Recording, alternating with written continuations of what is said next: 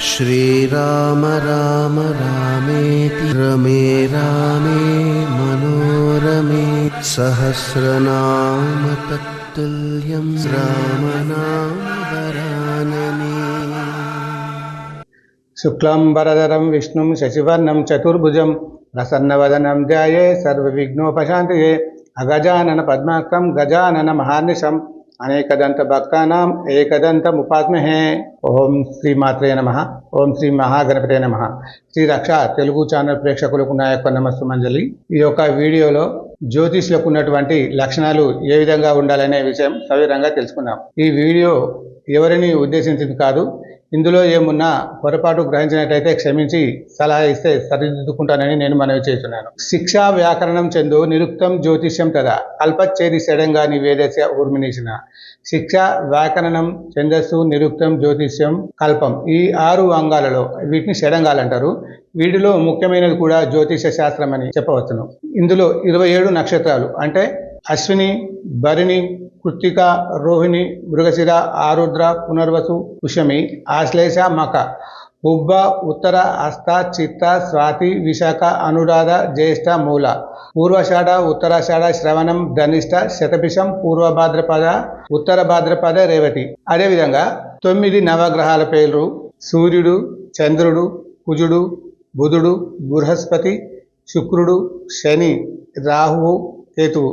ఈ యొక్క 27 నక్షత్రాలు, 9 నవగ్రహాలు మొదలైన కాంతి గోళాల స్వరూప స్వభావాలు ప్రాణుల మీద మరియు పక్షుల మీద వాటి ప్రభావాలను తెలిపేదే జ్యోతిష శాస్త్రం. త్రికాల జ్ఞానజ్ఞుల సంపన్నులైనటువంటి మహర్షులు పరాశరుడు, వరాహమిహిరుడు, కృష్ణమిశ్రుడు, మీనరాజు, కళ్యాణవర్మ, రామదైవజ్ఞుడు, వెంకటేశ్వరుడు, మంత్రీశ్వరుడు, కాళిదాసు మొదలగు ప్రముఖ జ్యోతిష గ్రంథకర్తలు మానవోన్నతి కోసం ఎన్నో ఉపయుక్తకరమైనటువంటి జ్యోతిష గ్రంథాలు రచించి మనకు అందించారు.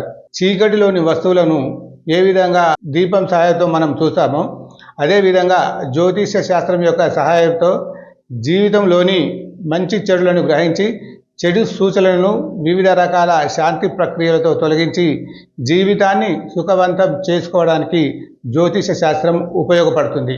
ఈ జ్యోతిష శాస్త్రం మానవ రక్షణ కల్పిస్తుంది. ఇప్పుడు మనం జ్యోతిషం యొక్క లక్షణాలు సవివరంగా తెలుసుకుందాం.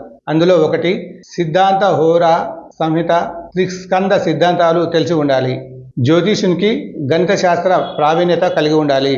నక్షత్రాలు, గ్రహాలు మరియు జాతక చక్రం, నవాంశ కుండలి, భావాలు, వాటి కారకాలు, షడ్బలాలు, దిగ్బలాలు, అష్టక వర్గులు, యోగాలు మొదలగు శాస్త్రీయపరమైనటువంటి అంతర్గత విషయాలపై పూర్తి పట్టును సాధించిన వారే ఉండాలి. 2వది నమ్మకంతో, భయంతో, ఆందోళనతో వచ్చే వ్యక్తుల యొక్క సమస్యలను ఓపికతో వినాలి. సానుకూలమైన దృక్పథంతో భరోసా కల్పించి భయభ్రాంతుల నుండి వారికి విముక్తి పరచాలి. 3వది సహజమైన అంతర్దృష్టితో జాతకుని జనన వివరాలతో భూత భవిష్యత్ వర్తమాన కాలాలలో జరిగినది, జరుగుతున్నది, జరగబోయే శుభాశుభ ఫలితాలను చెప్పగలిగే నైపుణ్యం కలిగి ఉండాలి. 4వది భగవంతునిపై విశ్వాసంతో ఇష్ట దైవాన్ని స్మరిస్తూ వాక్శుద్ధి కలవారై నిజాయితీగా ఆత్మవిశ్వాసంతో ధైర్యంగా మధురమైన వాక్కులతో జాతకుని సంతృప్తిపరచాలి. 5వది జాతకం చెప్పడంతో పాటు సమస్యల పరిష్కారానికి సులభ సాధ్యమైనటువంటి అధిక ఖర్చులు లేనటువంటి పరిహారక క్రియలను సూచించే నిపుణత కలిగి ఉండాలి. 6వది దైవజ్ఞుడు అంటే జ్యోతిషుడు శుచి శుభ్రత పాటిస్తూ ద్వేషభావం లేకుండా నిగ్రహవంతుడై నిజాన్ని మాట్లాడేవాడుగా స్వార్థపూరిత ఆలోచనలు, పక్షపాత బుద్ధి లేకుండా ఉండాలి. స్త్రీ పురుషుల పట్ల ఎటువంటి చెడు తలంపులు లేకుండా సోదర భావంతో మెలుగుతూ వారి వ్యక్తిగతమైన విషయాలు గోప్యంగా ఉంచుతూ గౌరవానికి భంగం కలిగించకుండా త్రికరణ శుద్ధి పాటించేటువంటి లక్షణాలు గల జ్యోతిషుడు ప్రసిద్ధి చెందుతారు. ఈ విధంగా జ్యోతిష శాస్త్రంపై ప్రజలకు ఉన్నటువంటి ప్రగాఢమైన విశ్వాసాన్ని వమ్ము చేయకుండా అయినా సూచించినటువంటి లక్షణాలను అనుసరించడం చాలా మంచిదని నా యొక్క అభిప్రాయం.